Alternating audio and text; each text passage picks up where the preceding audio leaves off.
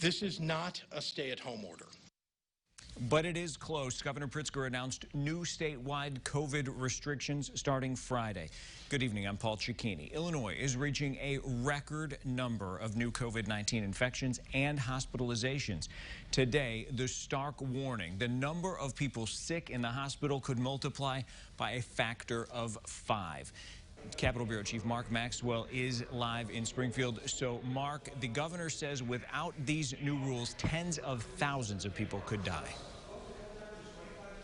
Paul, we've watched these numbers for weeks. The red line of new infections, new hospitalizations, new deaths, all skyrocketing upward, showing little sign of slowing down or even starting to bend, raising that question of how bad could this really get, especially for hospitals downstate. Back in the spring, Governor Pritzker took action to issue that statewide stay-at-home order weeks before it ever reached the peak where we are now.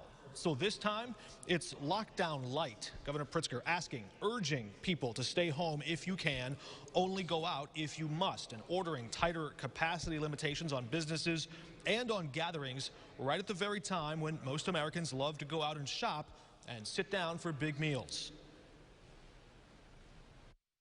We are asking you to choose Zoom instead of packing people in a room for Thanksgiving.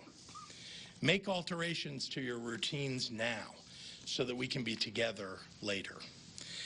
The virus thrives when we gather indoors without masks with people that we don't normally live with. You should not attend dinners, events, gatherings, or meetings beyond your own household. This is a temporary set of rules that are designed by doctors to keep you safe. And the rules aren't as strict as that first time in the spring. So will they work? The governor says that's up to you. It's up to everyone in how well they comply with the rules. But for businesses who might refuse, they can and very well may face fines. Courts have upheld judges in several cases upholding Governor Pritzker's emergency powers here. And these rules would also possibly carry that fine of up to $2,500 for businesses who do not go along with them. Governor Pritzker also said those recent victories in court did not play a role in the timing of his recent decision, but rather the ongoing upward trend, this rapid rise in hospitalizations and even in deaths.